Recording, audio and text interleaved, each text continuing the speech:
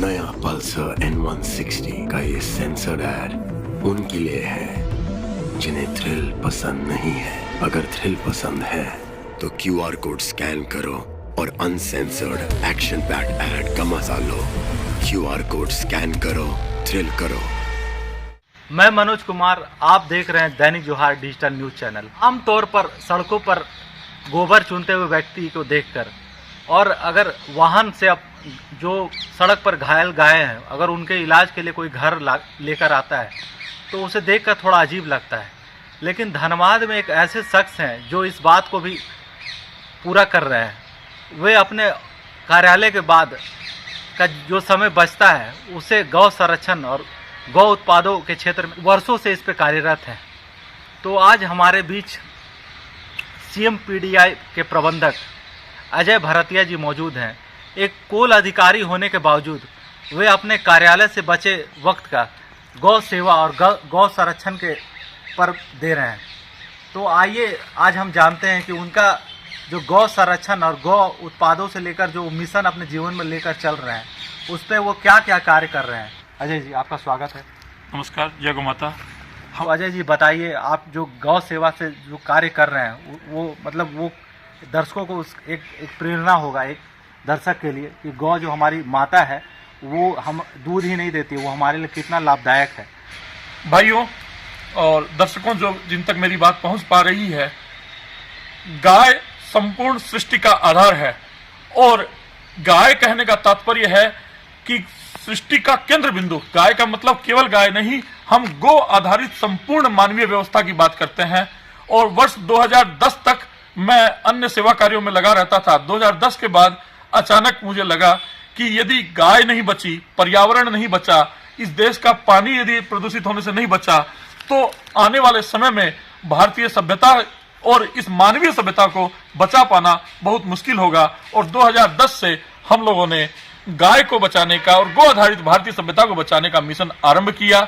इस क्षेत्र में हम लोग अनेकानेक कार्य कर रहे हैं, जिसमें मुख्यतः सबसे ज्यादा हम लोग गायों के जो सड़कों पर एक्सीडेंट हो जाता है, क्योंकि ये बहुत विकट स्थिति होती है और सड़कों पर गायें घूम रही है, उनको लोग दूध देने के बाद, जब तक दूध देती है तब तक लोग घरों में रखते हैं और दूध देना बंद करने के बाद उन गायों को लोग सड़कों पर छोड़ देते हैं। और बछड़ों का तो दुर्भाग्य क्या कहें कि आजकल बछड़ा पैदा होते ही लोग सड़कों पर छोड़ देते हैं और ऐसे गाय और बछड़े रोज एक्सीडेंट का शिकार होते हैं। तो हमारी टीम, पवित्रम गौ सेवा परिवार की टीम, इस पर बहुत कार्य कर रही है। जहां कहीं भी हमें इस प्रकार की सूचना मिलती है, यथासंभव हम लोग उन्हें उठाते हैं। उन्हें ये छोटी सी शेड हमने बना रखी है, जितना संभव हो पा रहा है इस शेड में हम लोग इलाज करते हैं।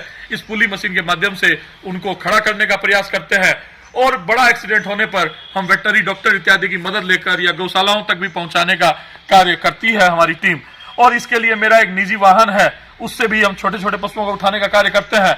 और बड़े पशुओं को एक टाटा मैजिक वाहन हम लोगों का है, उससे उठाकर हम लोग गौशालाओं तक पहुंचाने का कार्य करते हैं। लेकिन यह इतना मात्र नहीं, पर्याप्त नहीं है, क्योंकि सड़कों से उठा लेना और उनका इलाज कर देना मूल समस्या है कि गाय सड़कों पर आ क्यों रही है।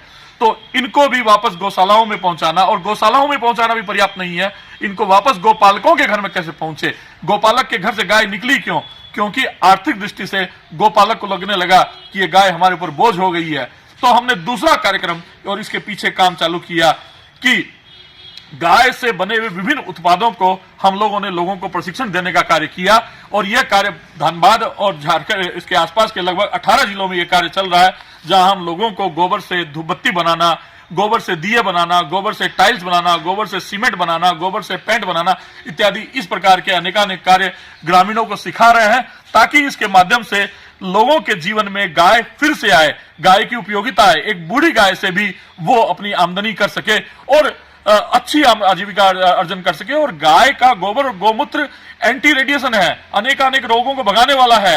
लोगों के जीवन में पहले गाय थी, हमारे जीवन के कण कण में गाय व्याप्त थी, इसलिए गाय हमारे लिए पूज्य थी। आज हमने अपने जीवन से अपनी लाइफस्टाइल से हटा दिया है। ये अंग्रेजों की जो लाइफस्टाइल हमें मिली, इससे हम नेचर से दूर होते गए, प्रकृति से दूर होते गए। इस कारण हमारे लिए सब चीजें दुश्मन हो गई और आज हम इतनी विकट परिस्थिति में खड़े हैं कि आज हमारा पानी दूषित है, हवा दूषित है, जल दूषित है, अन्न दूषित है और चारों तरफ बीमारी का साम्राज्य है। जी, इस पे एक क्वेश्चन करना चाहेंगे। जो धनबाद पे आमतौर पर हम देखते हैं कि सड़कों पर गाय आवारा घूमते रहती है, कहीं बीमार पड़ जाती है या फिर दुर्घटनाग्रस्त हो जाती है, तो इसको बचाने के लिए कुछ क्या उपाय आप लोग करते हैं? हम लोग सरकार से अपील कर रहे हैं कि फौरी तौर पर इन गायों को जो सड़कों पर घूम रही है इनको गौशाला भेजा जाए और भविष्य में ये समस्या न उत्पन्न हो इसके लिए जो शहरों की गायें हैं हर शहर के बाहर गोचर भूमि सरकार के द्वारा आवंटित की हुई है, वो उनको चिन्हित करे गोचर भूमि को जो हमारे पुरखों ने छोड़ी हुई थी और उन गोचर भूमियों को पुनः गायों के लिए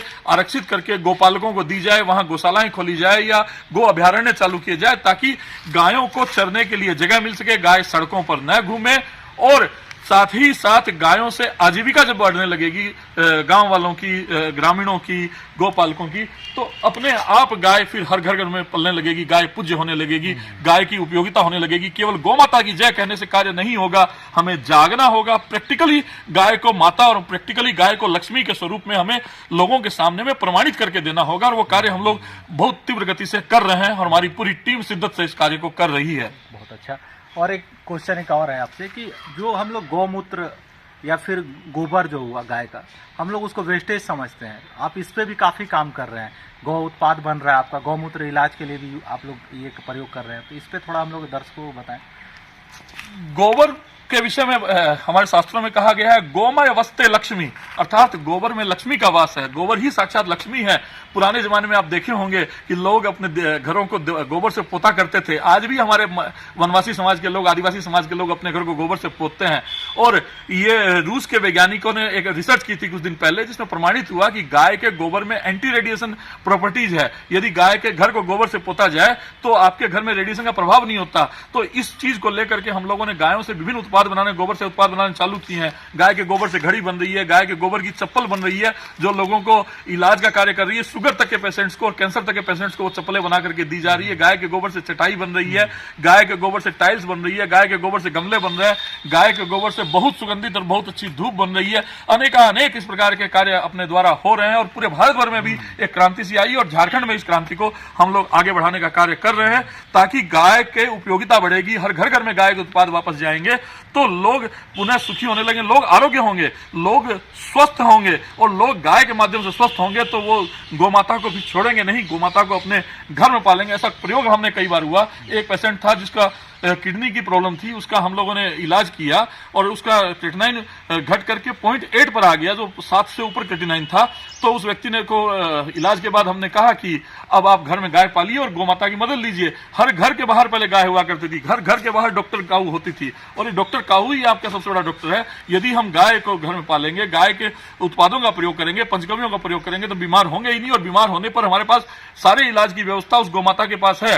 उसको हमें जानना है, उस पंचगव्य चिकित्सा को हमें सीखना है और लोगों को स्वस्थ बनना है। यदि गाय को आधारित ही व्यवस्था होगी तब हम स्वतः स्वस्थ होने लगेंगे और इस पंचगव्य चिकित्सा पर हम लोग बहुत काम कर रहे हैं, लोगों को परामर्श का कार्य कर रहे हैं। झारखंड भर में 18-19 जिलों में इस पर हम लोग लोगों को प्रशिक्षण का कार्य कर रहे हैं कि किस प्रकार गोबर गौमूत्र से लोग स्वस्थ हो सकते हैं, लोगों के रोगों का इलाज किया जा सकता है।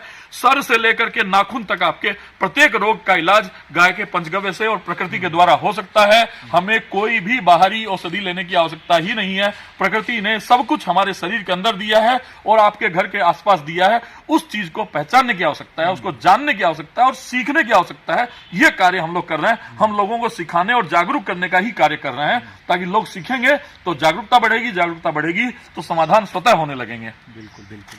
और एक चीज, एक अहम प्रश्न मैं आपसे करना चाहूंगा, भारत में जो कृषि है वो रासायनिक खेती कहा जाता है, जिससे कि कभी कई गंभीर समस्याओं का भी सामना करना पड़ रहा है। लोग आजकल कृषि से उत्पाद जैसे हो गया सब्जियां, फल खाने में थोड़ा डरने भी लगे हैं। लोगों को डर रहता है कि रसायन मिलाया गया है, इसके खाद के रूप में यूज होता है। तो गाय का गोबर काफी उपयोगी है खाद के लिए, तो इस पर मतलब क्या काम कर रहे हैं आपका, इस पे मतलब जो भी मतलब आप लोग रिसर्च कर रहे हैं इस पे थोड़ा सा लोगों को बताएं कि गाय का गोबर जो है खाद के रूप में कितना कार्य कर रहा है। आप भी देख रहे होंगे, सभी कोई जान रहे होंगे कि जब से भारत में ये रासायनिक खेती आरंभ हुई है तब से भारत में रोगियों की संख्या बढ़ गई है, हॉस्पिटल की संख्या बढ़ गई है और चारों तरफ रोगी बढ़ रहे हैं। आप लोग सुने भी होंगे कि पंजाब में भटिंडा से बीकानेर एक ट्रेन चलती है जिसे लोगों ने नाम ही कैंसर ट्रेन दे दिया गया है। कैंसर रोग बुखार की तरह घर घर में फैल रहा है, किडनी रोग घर घर में फैल रहा है, डायबिटीज घर घर में फैल रही है। इसका मुख्य कारण हमारा ये विष युक्त भोजन है जो हम केमिकल के द्वारा, फर्टिलाइजर के द्वारा ये भोजन उगाया जा रहा है और उसके ऊपर पेस्टिसाइड छिड़के जा रहे हैं। ये बहुत बड़ा गहन विषय है, इस पर बहुत जबरदस्त काम करने की आवश्यकता है। हर व्यक्ति से मैं आह्वान करता हूं कि इस विषय में जुड़े और कम से कम अपने जीवन में इतना चीज तो अपना लें कि हम केवल और केवल गोबर और गौमूत्र से उगाए हुए पदार्थों का प्रयोग करेंगे। यदि आप ऐसा भी करने लग गए तो गौमाता अपने आप बचने लगेगी, क्योंकि गोबर गौमूत्र की आवश्यकता पड़ेगी। एक बूढ़ी गाय भी, जो गाय मरने वक्त भी गोबर देती है, मरते समय तक गोबर देती है, गौमूत्र देती है और मरने के बाद भी गाय के सींग से एक श्रृंग खाद बनती है और वो लाखों रुपए किलो के दाम में बिकती है और जबरदस्त वो खेती के काम आती है। तो हम गाय की जब तक अवहेलना करेंगे तब तक हमारा जीवन दुखी रहेगा। और जिस दिन हम गौमाता की शरण में आ जाएंगे, जिस दिन हम प्रकृति की शरण में, गौमाता क्या है? गौमाता प्रकृति का ही एक जीवंत साक्षात स्वरूप है। उसकी शरण में हम आ जाएंगे, हम प्रकृति को अपना लेंगे तो हम स्वस्थ होने लगेंगे, हमारे मेडिकल बिल कम होने लगेंगे, हमारी धरती पुनः बंजर होने से बच जाएगी, हमारे धरती के अंदर का पानी जो है वो पुनः पवित्र हो जाएगा। जिस पानी को फिल्टराइजेशन करने में हम अरबों रुपया खर्च कर रहे हैं और उसके बाद भी मिनरल वाटर के नाम पर नॉन मिनरल पानी पी रहे हैं, जहरीला पानी पी रहे हैं, एसिडिक पानी हम सब पी रहे हैं। इसका सारा का एक ही उपाय है, वो है गौमाता। और सब समाधान एक ही व्यक्ति के पास है, वो है गो आधारित पूरी संस्कृति को यदि हम समझ लें, हम अपने जीवन में अपना लें तो अपने आप कल्याण होने लग जाएगा। और एक हम प्रश्न करना चाहेंगे आपसे कि आप गौ उत्पाद पर भी काफ़ी काम कर रहे हैं, उस पर रोजगार भी लोगों को उपलब्ध हो रहा है आसपास के गाँव में, तो इस पर जो आपका कार्य है वो थोड़ा हमारे दर्शकों को बताइए। हम लोग मैंने पहले भी आपको बताया कि गोबर से धूपबत्ती बनाने का काम हम कई गांवों में सिखा रहे हैं। गोबर से गाँव में कौन कौन से गाँव? अभी धनबाद में ढांगी की महिलाएं बना रही है, निरसा की महिलाएं बना रही है, उसके बाद फुसरो में कुछ कार्यकर्ता इस कार्य को कर रहे हैं, देवघर में भी ये कार्य हो रहा है और लातेहार में कार्य हो रहा है। जमशेदपुर में एक गायों के पंचगव्य से चिकित्सा का एक केंद्र ही पूरा खुलने जा रहा है, हॉस्पिटल। इस प्रकार पूरे राज्य भर में थोड़े काम हो रहे हैं और इसमें आम जनमानस को जुड़ने की आवश्यकता है। एक क्रांति बन जाएगा आने वाले समय में यदि आप सभी हमारे साथ जुड़ते हैं तो हमारे हाथों की ताकत बढ़ेगी और कंधा से कंधा मिला के हम लोग आगे बढ़ेंगे और इस कार्य को करना है, इसमें सबका सहयोग चाहिए। हमारे ग्रंथों में कहा गया है, धेन्वो विश्वस्य मात्र है, गावो विश्वस्य मात्र है। गाय संपूर्ण विश्व की माता है। माता अर्थात पूरे विश्व का पोषण करती है और यह केवल कोई उक्ति नहीं बल्कि एक सच्चाई है कि गाय के द्वारा संपूर्ण विश्व का पोषण होता है। अभी वर्तमान में पिछले 15-20 वर्षों से जितनी भी रिसर्च हो रही है और वैज्ञानिकों ने यह प्रमाणित कर दिया है कि गाय वास्तव में एक मिरेकल है, एक जादूगरी पशु है। ये कोई साधारण पशु नहीं है। इसकी प्रत्येक वस्तु, इसके द्वारा मिलने वाले हमारे पंचगव्य जो है, गोबर, गौमूत्र, दूध, दही, घी, ये सब अमृत हैं और इनमें जबरदस्त औषधीय क्षमता है और इस कारण ही गाय को मां कहा गया है। इसके दूध में जो पीलापन है, वो जो क्षारीय तत्व है, वो केवल सृष्टि में एक ही वस्तु में मिलता है, वो हमारी सगी मां के दूध में। गौमूत्र में जो 24 तत्व मिलते हैं, वो तत्व उसी रेशियो में हमारे शरीर में जो मृत्यु के बाद यदि हमारे शरीर को जला दिया जाए और उसकी राख को लिया जाए, वो जिस रेशियो में है उसी रेशियो में सारे तत्व वो हमारे गौमूत्र में उपलब्ध हैं। इतनी वस्तु जबरदस्त है। गोबर के बारे में तो कहना क्या, गोमय वस्ते लक्ष्मी, ऐसा हमारे शास्त्रों में कहा गया है। और अभी रूस के वैज्ञानिकों ने कुछ दिन पहले रिसर्च की जिसमें आया कि गाय के गोबर में हाई एंटी रेडिएशन कैपेसिटी है। ये देखिए मेरे मोबाइल में भी एक मैंने ये रेडिएशन चिप लगा रखी है, आप देख रहे होंगे। ये रेडिएशन चिप लगाने के बाद, अभी मैं वो मशीन नहीं यानी तो आपको दिखाऊंगा कि साधारण मोबाइल की रेडिएशन क्षमता और इस मोबाइल की रेडिएशन में बहुत अंतर है। इसका रेडिएशन लगभग समाप्त हो जाता है। एक छोटी सी गोबर की चिप लगाने से रेडिएशन समाप्त हो जाता है। तो सोचिए वो गोबर में कितनी क्षमता है और उस गोमाता के अंदर कितनी क्षमता है, जिसका गोबर घरों में लीपा जाता था। हमारे घरों में प्रत्येक घर में जो गोबर लीपने के बाद घर को पवित्र माना जाता था। आज भी जापान में औरतें जब रात में सोती है तो गोबर से ओढ़नी ढक करके हिरोशिमा और नागासाकी की औरतें सोती है ताकि उनके ऊपर रेडिएशन का प्रभाव न पड़े। आपने भोपाल गैस कांड के बारे में सुना होगा, जहां पर लोग जिन जिन घरों में अग्निहोत्र होता था गाय के गोबर और घी से, उन घरों में उस अग्निकांड का प्रभाव बहुत कम पड़ा। तो गाय वास्तव में एक चलता फिरता समस्त देवताओं का आश्रय और देवालय है। ये वास्तव में सत्य है और इसी सत्य को हमें लोगों के बीच में लाना है। इस गोमाता को बचाना इसलिए है ताकि ये मानव सभ्यता बच सके, ये सृष्टि बच सके, पूरी सृष्टि में फिर से जैविक खेती हो, फिर से धरती लहलाए, फिर से धरती का पानी पवित्र हो, हवा शुद्ध हो, पर्यावरण शुद्ध हो, हर व्यक्ति आरोग्यवान हो। इस लक्ष्य से हमें गोमाता को बचाना है और इसी अभियान में पवित्रम गौ सेवा परिवार के माध्यम से मैं भी एक गिलहरी की भांति उस अभियान में साथ में लगा हूं। ये देखिए छोटा सा हम लोग का प्रयास है, हमारे पास ज्यादा क्षमताएं नहीं थी और गाय जो एक्सीडेंट हो जाती थी उनको इलाज को बड़ी दिक्कत होती थी, तो घर के पीछे एक छोटी सी शेड बना ली है ताकि यहाँ पर एक्सीडेंट हुई गायों को लाया जा सके, इलाज किया जा सके। काम कैसे करता है आप दर्शकों को बताएं। ये एक पुली मशीन हम लोगों ने बनाई इसी क्रम में ताकि जो गाय नीचे से गाय को खड़ा किया जा सके।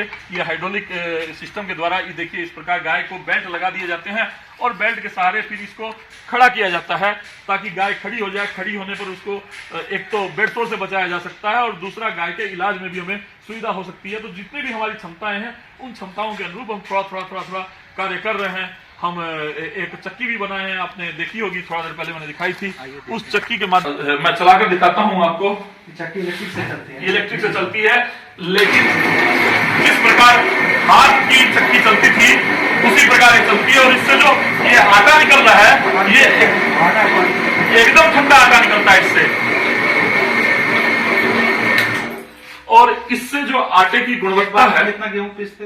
ये 1 घंटे में मात्र 3 किलो ही आटा निकाल पाती है। मात्रा कम है लेकिन गुणवत्ता पूरी बरकरार रहती है। और इसके आटे को अभी हम केवल हमारे परिचय के जो कैंसर के और किडनी के जो रोगी हैं उन्हीं को इस मशीन से, हाँ, तो आटे की गुणवत्ता चूंकि बरकरार रहती है इसलिए भी केवल रोगियों को हम इसके माध्यम से आटा उपलब्ध करवा पा रहे हैं। और भविष्य में हम लोगों से प्रयास कर रहे हैं कि लोग कॉमर्शियली इन चीजों को करें ताकि घर घर में प्रकृति का कार्यक्रम पहुंचे। लोग आधुनिकता की तरफ जो भटक गए हैं उनको पुनः हम जड़ों की तरफ कैसे लेके आ सके, ये कार्य कर रहे हैं। हमारी बहनें गांव में कुछ हाथ से घी भिगो करके घी निकाल रही है, जिस तरह पुराने जमाने निकालती थी। उनका आया हुआ घी भी देखिए पड़ा हुआ है, हमारे दर्शक भी देखना चाहेंगे घी को। तो ये घी ये हाथ से भिगोया हुआ है। अगली बार कभी चलेंगे आप हमारे साथ गांव में, तो हम आपको दिखाएंगे कि जिस पुराने जमाने में जिस तरह हाथ से भिगो कर घी बनाया जाता था उस प्रकार ये बहनें घी निकाल रही है हाथ से भिगो करके। तो हम चाह रहे हैं कि गाय के माध्यम से पूरी सृष्टि को वापस हम लोग कैसे सुखी बना सकें। कभी काफी मतलब आप भी इस पे काम कर रहे हैं, तो ये भी थोड़ा हमारे दर्शकों को दिखाइए। हाँ, एक ये मूर्ति है जो गोबर से बनी है पूरी तरह से, और ये चूंकि थोड़ा सा डिस्प्ले वगैरह है इसलिए इसके ऊपर पॉलिथीन हमने ढक दिया, अन्यथा हम लोग पॉलिथीन भी नहीं ढकते हैं। और इस मूर्ति को जब विसर्जन कितने में उपलब्ध होगी? ये 300-400 रुपये में उपलब्ध हो जाती है। और इसको हाँ, और इसके अंदर में कुछ बीज भी डाले हुए हैं कि विसर्जन के बाद ये मिट्टी में इसको डाल दें तो मिट्टी में बीज उगाएंगे और मिट्टी में ये खाद के रूप में काम करेगी। और यदि आप इसको विसर्जन करते हैं किसी नदी में या तालाब में तो वहां मछलियां इस गोबर को खा लेगी। तो ये पूर्णतः प्रकृति की रक्षा के लिए इस प्रकार के कार्य करने आवश्यक है। जो आजकल केमिकल वाली मूर्तियां बन रही है वो पर्यावरण को बर्बाद कर रही है। तो हम सब का एक ही लक्ष्य है, अगर कहीं ये गोबर से बनी मूर्ति अगर यूज किया जाए तो हाँ, खाद का रूप में काम आएगा, पर्यावरण बचेगा, जल बचेगा, हमारे तालाब और नदियां प्रदूषित होने से बचेगी। अभी हम लोगों ने झारखंड की कई गौशालाओं में गोबर काष्ठ बनवाने का कार्य आरंभ किया है। गोबर से लकड़ी बन रही है और उसी लकड़ी से शवों को जलाया जा रहा है, जिसके कारण पेड़ कटने से बच रहे हैं और पर्यावरण भी सुरक्षित हो रहा है। और वो गोबर से जली हुई जो राख है वो वापस मिट्टी में मिलती है तो मिट्टी को भी वो तंदुरुस्त करती है, मिट्टी को अल्कलाइन करती है। ये बहुत बड़ा जबरदस्त कार्य हो रहा है। धनबाद की अपनी झरिया गौशाला में भी ये कार्य हुआ है, गिरिडीह की गौशाला में, पचम्बा गौशाला में ये कार्य हो रहा है, जमशेदपुर की जुगसलाई गौशाला में कार्य हो रहा है। अनेक गौशालाओं में हम लोगों की टीम के माध्यम से, प्रेरणा के माध्यम से और बाकी लोगों की प्रेरणा के माध्यम से, सारे गोभक्त जो लगे हुए हैं इसके माध्यम से झारखंड में लगभग 27 गौशालाएं हैं। इनमें ये कार्य होने वाला है कि गोबर से गोबर काष्ठ बनना शुरू होने वाला है और इसको एक क्रांति बनाना है गाय को, अपने को, इस गाय के अभियान को। इसी कार्य में लगे हुए हैं। ये हमारी कुछ बहनों के द्वारा देखिए धनिया, हल्दी वगैरह उगाई आई है। ये भी पूरी की पूरी तरह गोबर से उगाई हुई है, गोमूत्र से उगाई हुई है, ताकि लोग स्वस्थ हो सके, लोग केमिकल वाले भोजन से मुक्ति पा सकें। और इससे गाय बचाने का लक्ष्य यही है कि पूरी मानवीय सभ्यता को कैसे बचाया जाए। गाय बचेगी, गाय से का उपयोग करेंगे, गाय के गोबर का उपयोग करेंगे, गोमूत्र का उपयोग करेंगे तो पूरी मानव सभ्यता लाभान्वित होगी, पूरी विश्व लाभान्वित होगा। और यही गौ माता का लक्ष्य है। गाय तो आधार है, गाय तो केंद्र है। अपने अपना पूरा जीवन गौ सेवा के लिए दिया है, तो भविष्य में आपकी क्या योजना है इस पर, और क्या क्या काम आपको लगता है कि बाकी है और क्या क्या काम होना चाहिए? भविष्य में हमारी योजना यही है कि एक गो आधारित बड़ा केंद्र धनबाद में बना सकें, ताकि वो पूरे भारत भर का मार्गदर्शन कर सके। जहां पर गाय के गोबर और गौमूत्र से क्या क्या चीजें हो सकती है, उन सब का एक साथ एक जगह पे प्रशिक्षण हो, लोग आए वहां सीखें और किसानों का वहां मार्गदर्शन का सिखाने का कार्य हो, भारतीय संस्कृति को वहां सिखाने का कार्य हो, और एक गुरुकुल साथ में हो। और वो गुरुकुल ऐसा हो जहां पर आधुनिक शिक्षा के साथ साथ हमारी जो प्राचीन संस्कार युक्त शिक्षा है वो भी देने का कार्य हो। इस दिशा में हम लोग आगे बढ़ रहे हैं और ये कार्य बहुत जल्दी होगा। तो हम देखिए पूरे देश भर में काम नहीं कर सकते, पूरे देश की तस्वीर हम नहीं बदल सकते हैं, पर हम एक बीज ऐसा डाल सकते हैं कि उसको देख करके लोग और इस तरह का काम करने लग जाएं। तो बस उसी प्रकार के एक बीज डालने का कार्य एक हम ऐसा केंद्र खोलने की प्रयास में लगी हुई है हमारी पूरी टीम। और ये केंद्र जब होगा उसके बाद हम लोग इसके प्रचार प्रसार के में लगेंगे। और साथ ही एक नेचुरोपैथी सेंटर भी डेवलप होने का कार्य चल रहा है, जिसमें लोगों का कैंसर तक के पेशेंट्स का गोबर गौमूत्र एवं प्राकृतिक चिकित्सा के माध्यम से इलाज का कार्य होगा। ये गुरुकुल, गो अनुसंधान केंद्र और पंचगव्य चिकित्सा केंद्र, ये तीनों ही एक इंटीग्रेटेड प्रोजेक्ट के तौर पे बहुत जल्द झारखंड की इस पावन भूमि धनबाद में शुरू होने वाला है, जिसमें हमारी टीम लगी हुई है। मैं भी उस टीम का एक अंग हूं, हिस्सा हूं। धन्यवाद अजय जी। तो आपने सुना अजय भरतिया जी को, जो CMPDI में प्रबंधक के रूप में भी एक अपना योगदान दे रहे हैं, और उसके जो वक्त बचता है कार्यालय के बाद गौ सेवा उसको एक मिशन के रूप में ले रहे हैं। उन्होंने हमें काफ़ी कुछ जानकारियाँ दी। उन्होंने बताया कि गौ माता सिर्फ कहने के लिए नहीं है, वो सच में वो माता की तरह हमारी देखभाल कर रही है। उसका दूध हमारे लिए लाभदायक है, उसके उत्पाद जो गोबर से गौमूत्र सभी हमारे लिए काफ़ी लाभदायक है, जो हमें रोगों से भी बचाता है। पंचगव्य चिकित्सा के बारे में इन्होंने बताया कि कैसे गाय का संरक्षण किया जा सकता है। अजय जी ना सिर्फ अपने काम पे ध्यान दे रहे हैं, लेकिन गौ सेवा पे भी काफ़ी कुछ कर रहे हैं, और एक मिशन के रूप में पूरे झारखंड में इनका काम फैला हुआ है। शिवम नर्सरी एंड फॉरेस्ट्री, हमारे यहाँ सभी प्रकार के पेड़ पौधे उपलब्ध हैं।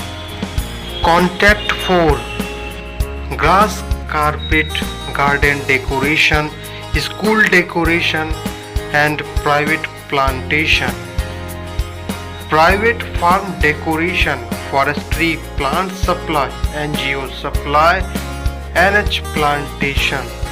Our address and contact number: NH2 Tatulia Mode, Nirsa, Dhanbad, Jharkhand. Calling number 8651868211 and 8864068027.